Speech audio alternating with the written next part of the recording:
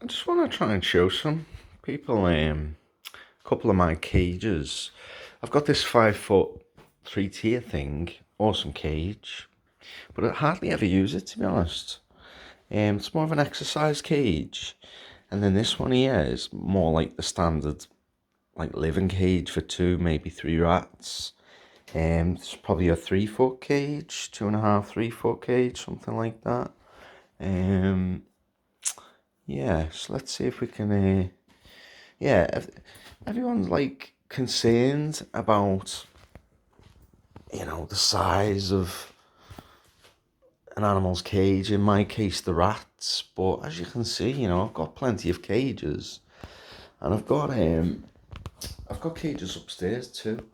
I've got two of them, yeah. And they're just vacant, empty, and I can use them whenever I like. Um, Dress them, I could dress them, have hammocks and stuff. But I don't even need them at the moment because I haven't got that many rats, so they're just vacant. But just turn you back around. I've got two rats in here right now. These are only like 10, maybe 12-week-old baby rats, and these are pet shop rats. And when obviously, I know coming from a pet shop, I wouldn't recommend anybody else buy them from a pet shop to be honest, because they take a lot of hard work. They're usually quite skittish, usually quite nervous. They've been through a lot. But I've had these for maybe 10 days, 2 weeks possibly. And yeah, they're coming on great. They're starting to climb on me now. So just try and turn you around again and get a better shot. Oh, that's Lila. I'm terrible at this. But yeah, that's Lila. She's a blue Rex, I think. She's definitely got a bit of curly hair, curly whiskers, but she's the more skittish one and the more flighty one. But here we've got Marsha. Marsha the little marshmallow. Marsha.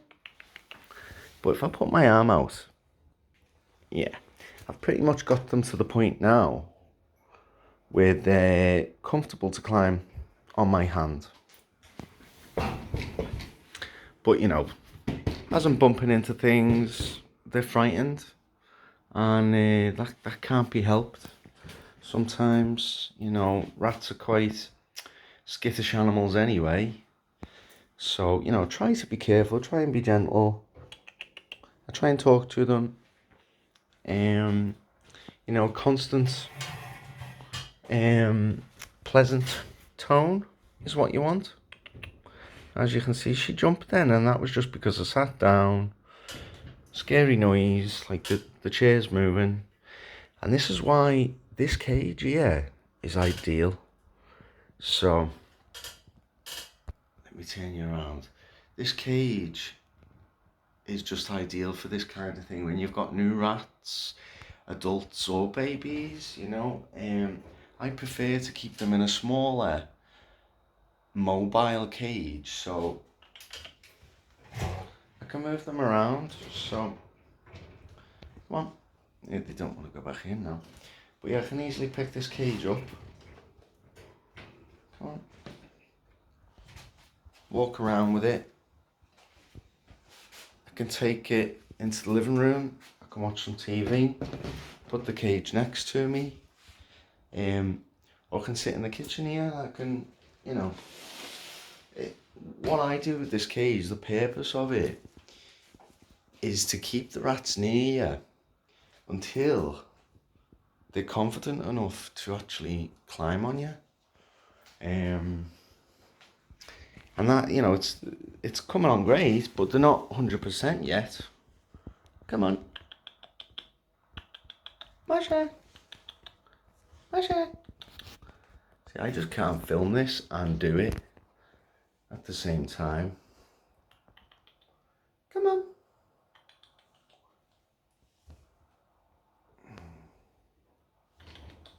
You have so much patience, and look, all Tiny little movement, they're going to run a mile.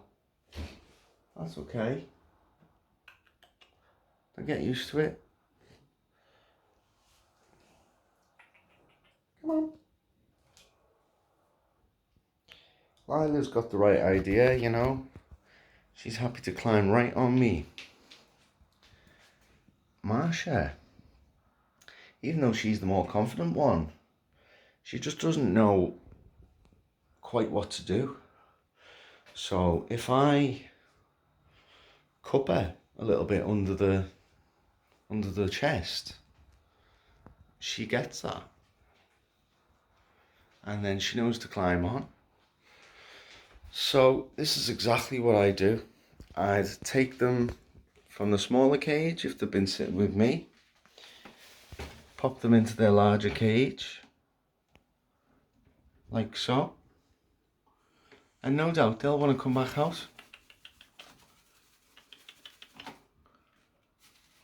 I've been getting them used to this cage, you see. If I'd have put these in here straight away, they'd have been so frightened, they disappeared into one of the little crevices.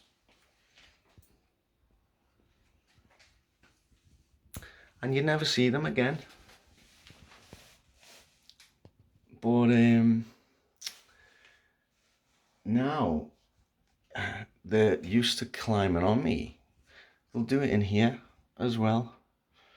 Do you understand that? So it's difficult to illustrate. You know, I'm probably looking like I'm talking a load of garbage. Come on. But I give them an option. I give them a way. And then it just familiarises them with your hands as some sort of stepping stone. You want a drink? You want a drink?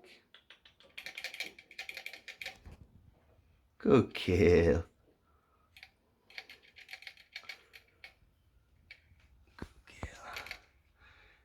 She's nervous of the camera. She actually knows I'm filming. She's wondering what I'm doing with my hand. Why am I holding this brick, this black brick over her? You know, and I've got to say the handling sessions just go so much better without filming. Just go so much better. You know, it's just an awful shame, but I haven't got 4 hands. So I just do my best. But yeah, I just wanted to show you I've got a variety of cages, toys, you know, places to go. My rats free roam. If I'm keeping rats, I'm getting them to the point where they're so friendly, they just want to climb on. Come on. That's what I want. I want nice friendly rats that just come to me when they're called. And that way I can give them more freedom around the house. So they are allowed playtime, like on the floors. Yeah, but you know, it's not every day, and it's only you can only do so much, can't you? They're not allowed just free roam in the house all day, every day, but I do my best to exercise these. And looking at that small little cage, you'd think, oh, that rat must live in there its whole life.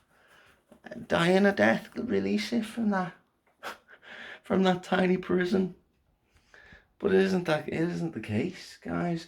They're a tool. Okay. These things, they're a tool.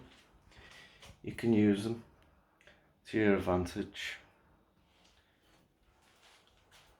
And the rats just feel comfortable in a small cage. They know exactly where to go. If they're frightened, go on. And in their own time they can come out. So I can sit here for an hour quietly with this cage here, and then when I'm finished, the rats go into another cage or they're asleep, you know.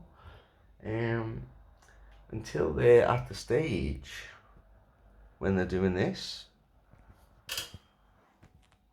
And then you can give them all the freedom you like, because then you can get them back.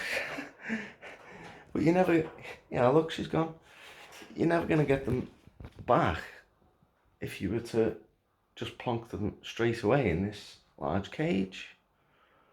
So I understand cages are great, you know, bigger the better, the more the better, more space, obviously, but there's a time and a place. It's not always the go-to, you know.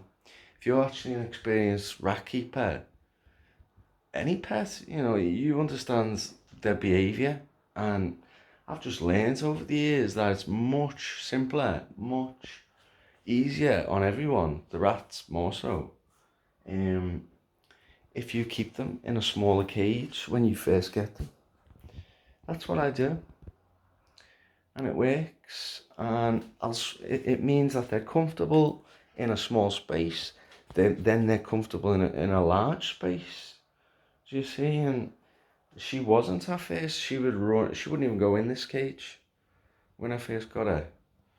You see, she was frightened of anything new. All these metal surfaces, new smells. You know, it's a big cage. You get lost, and they do, and they'll just run to the corner, and you'll never see them again. You know, you'll have a starving, afraid rat.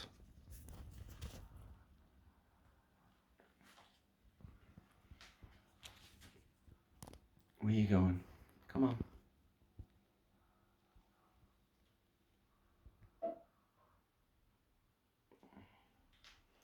So how easy is that? She doesn't want to go. Laila, go. Go. Okay, so 12 minutes, not too bad. I hope that was informative and cleared up a few questions maybe. But yeah, I just take the negative comments with a pinch of salt. You know, I understand how easy it is to jump the gun and like assume the worst. You know, I've probably done it myself plenty of times, but you do live and learn. So all the best of luck out there with your rats. You know, if I can answer your questions, I will. But keep watching my videos. I'll try and show a bit more. You know, I think I'm finding my voice a little bit, so we'll see. Right, see you soon. Thanks for watching.